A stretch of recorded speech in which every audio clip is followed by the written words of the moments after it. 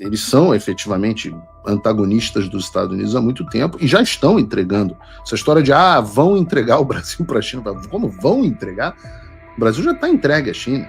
As pessoas só não perceberam. Olá, Edu Carvalho, melhor canal de corte do YouTube. Ei, se você gosta do que eu faço, pensa nisso. Esse conteúdo só existe porque tem gente ajudando a manter. Com pouco mais de $5 por mês, você também pode contribuir. Acesse www.paulofigueiredoshow.com/apoia, use o cupom da descrição e já fica o meu obrigado. A gente tem aqui na audiência 2 superchats que foram enviados diretamente para ti. Eu vou ler aqui. Pode colocar na tela, produção. É o Marcelo Franco, muito obrigada pela contribuição. Lembrando que a gente tem uma regra que chats a partir de R$50 a gente para na hora para ler, e acima de R$10 nós lemos e respondemos todos, mas ao final do programa, tá bom, pessoal? Então, Marcelo Franco deixou a seguinte pergunta para o Figueiredo: é um caminho errado insistir no projeto da anistia, pois se o Congresso aprovar, Lula irá vetar. E se o Congresso derrubar o veto, o STF irá cancelar. O caminho correto é o do impeachment, por onde se pode também anular todos os atos e processos da relatoria de Moraes. E ele deixou ainda mais uma pergunta. A próxima pergunta aqui, produção, que daí o Paulo já faz um combo de respostas. Figueiredo, num procedimento de impeachment no Senado, pelos artigos 53 e 54 da Lei 1079, a votação do parecer da comissão de análise com maioria simples já pode determinar a nulidade de todos os atos e processos sob a relatoria de Moraes e o afastamento preliminar dele do cargo. E aí, Figueiredo? A anistia é uma luta que não vale a pena? Eu acho bonitinho que as pessoas acham que o Brasil ainda está no império das leis, né? Elas viram e falam assim, não, segundo o regimento, segundo não sei o quê, segundo... Pô, vocês estão de brincadeira comigo? É vasto, né?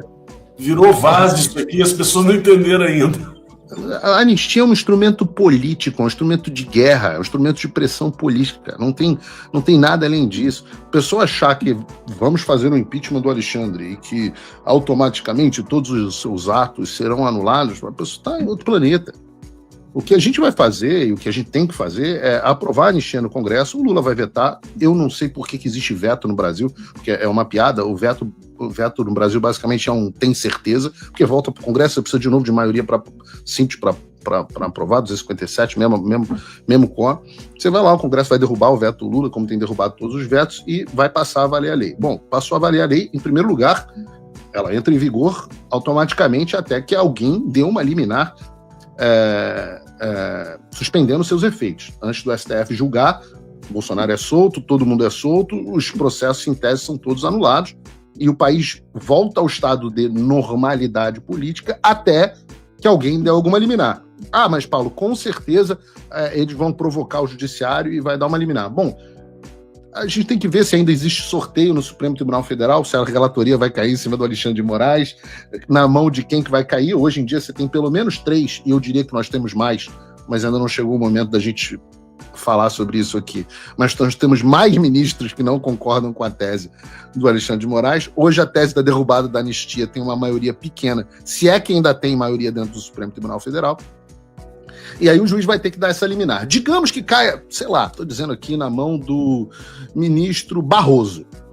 O ministro Barroso não foi sancionado ainda. Se ele der uma liminar suspendendo a anistia, eu garanto que ele vai sofrer uma sanção Magnitsky. Ele quer isso. Barroso, com o seu escritório familiar, onde a filha trabalha, quer isso, ele quer uma sanção Magnitsky. Barroso, que estava choramingando porque teve os vistos dele e dos familiares cancelados, quer uma lei Magnitsky? Sei. Dias Toffoli, que é a mulher ou ex-mulher agora, parece que se separaram, Roberta Rangel, tem lá o escritório dela, vai olhar o que aconteceu com Alexandre de Moraes. Dias Toffoli vai dar uma liminar? Não vai dar uma liminar, vai segurar e vai mandar para o plenário do Supremo votar. Aí, meu amigo, é uma discussão de pressão política. É uma discussão de pressão política. É o Congresso fazendo pressão, é a população fazendo pressão, e pela primeira vez na história, e essa que é a grande mudança que a gente pôde proporcionar aqui, pela primeira vez na história, há consequências para as ações arbitrárias do Supremo Tribunal Federal. É só isso. O que a gente está mudando no jogo político do Brasil é simplesmente que hoje há consequências para o abuso de autoridade dos ministros. É o ideal? Não. Na política, a gente não faz o ideal. A gente faz sempre o possível. A gente pode ter um possível mais ambicioso ou um possível menos ambicioso. O certo, é claro, era o que disse o ministro Fux, era anulação de todos os atos. Ninguém cometeu crime, ou ninguém não, mas quase ninguém cometeu crime. O correto era a anulação de todos os atos e a responsabilização criminal dos agentes públicos. Mas eu não acredito mais em Estado da lei no Brasil. Portanto, a guerra que eu estou travando não pode ser dentro do Estado da lei, não pode ser debaixo do império da lei. Ela é uma guerra política. E é isso que as pessoas precisam entender. Não é que... Eu entendo, agradeço até o superchat, mas vocês acham que ninguém pensou nisso? Vocês acham que ninguém fez essa discussão?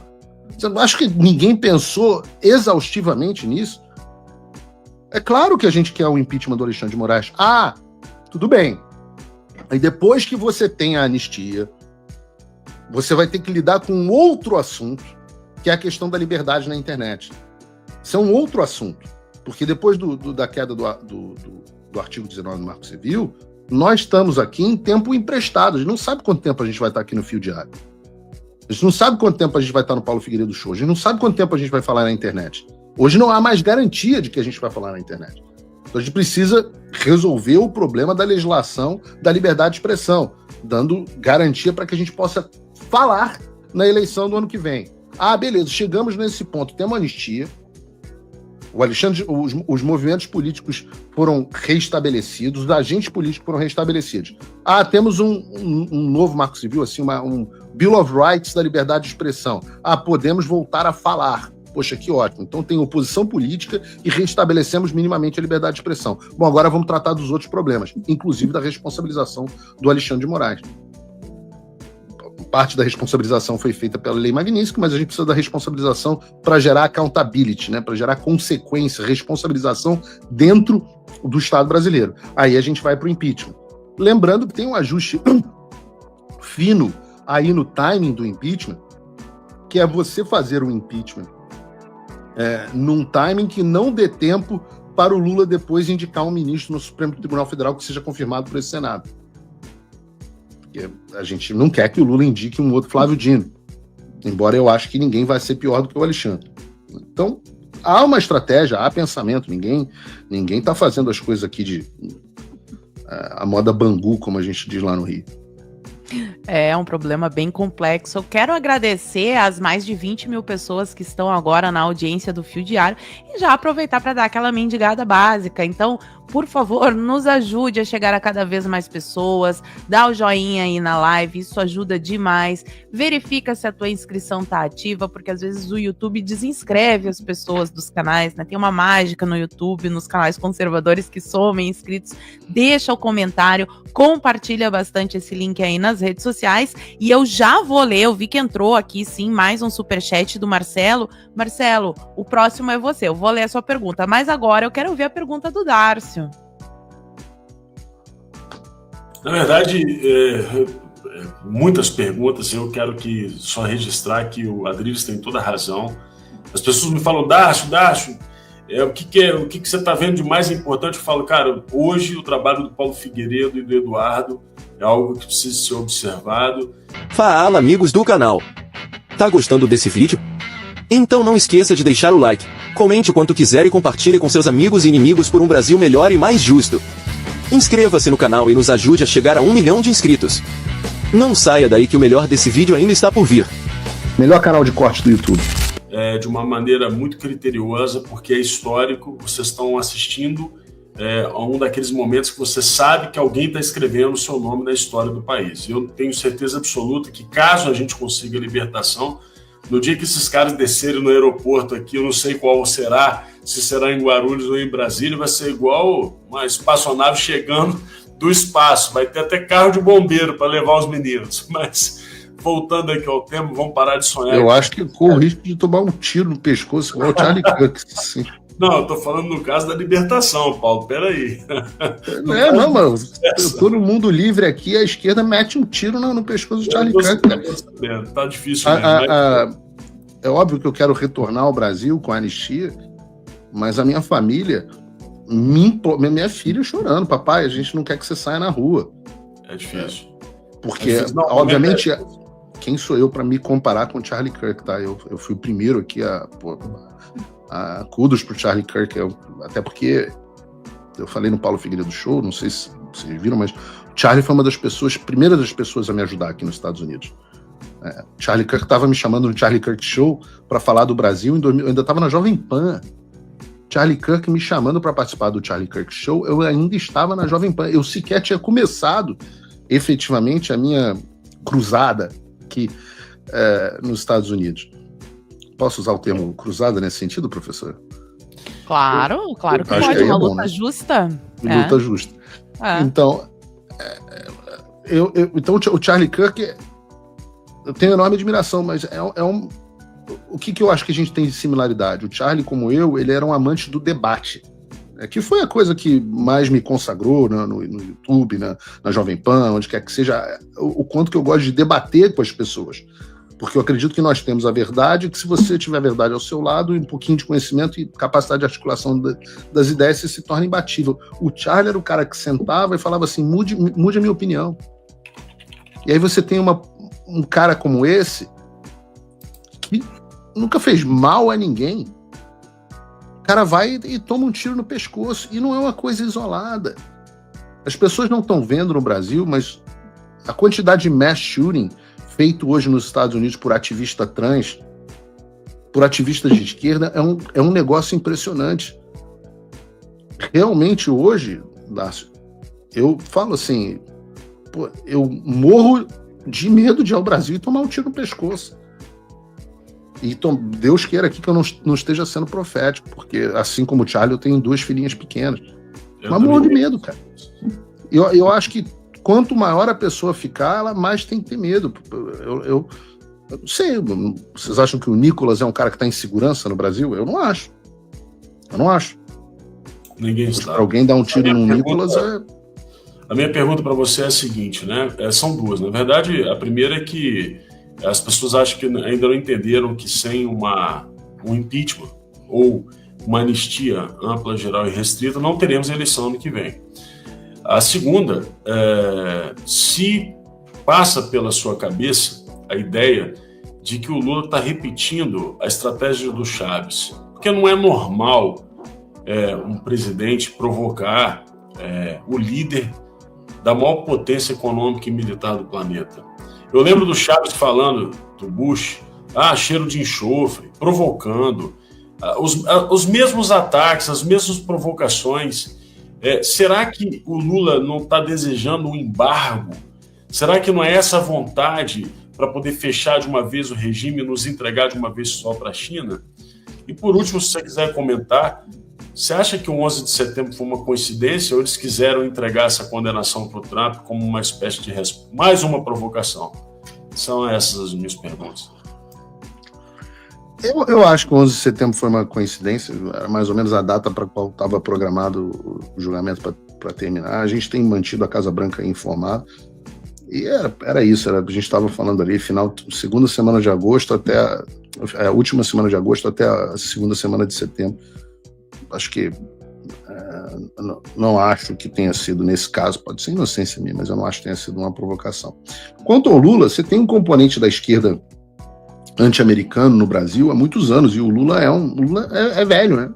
A verdade é que o Lula é velho, ele tem uma formação política antiga, muito anti-americana, e eles fazem isso quase que por reflexo. Se você olhar a história do Celso Amorim, é muito impressionante, né?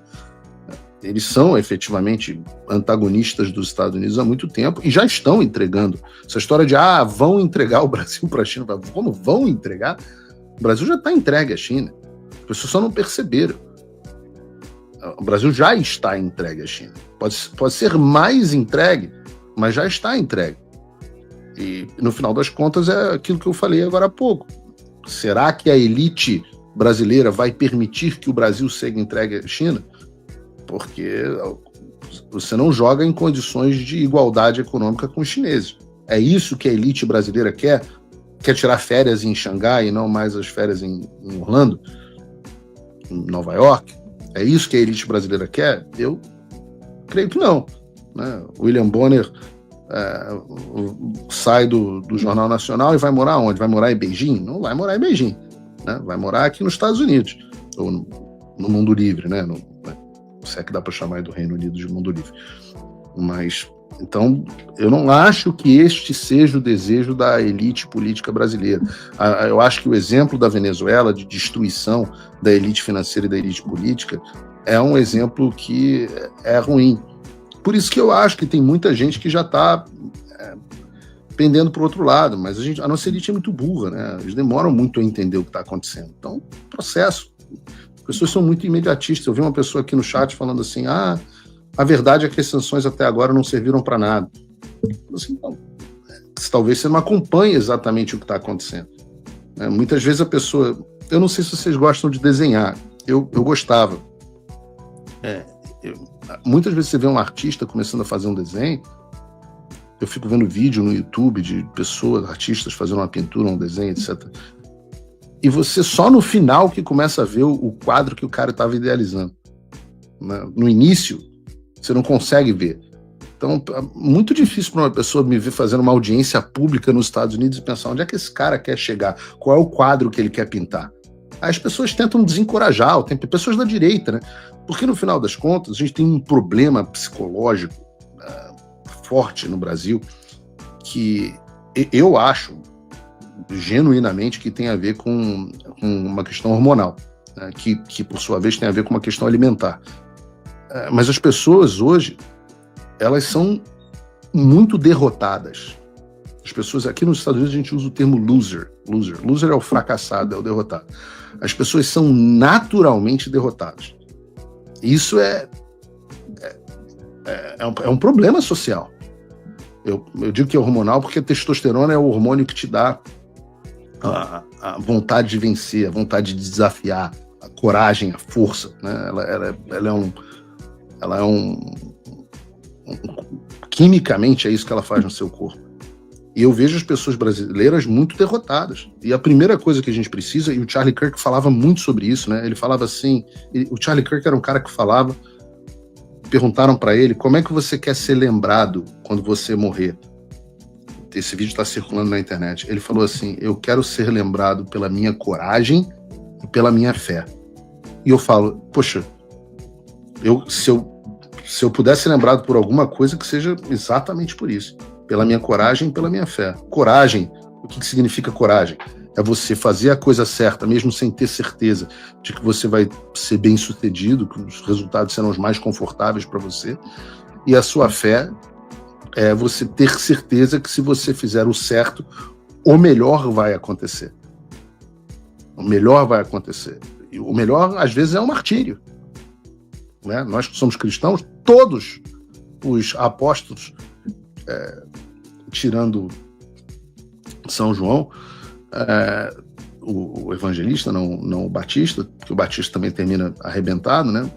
Decapitado, mas todos têm uma morte horrorosa, uma morte do martírio. Você vai falar assim, poxa, o que é isso, né? Coragem e fé. Então eu também, eu penso da mesma forma, a gente tem que ter coragem e fé.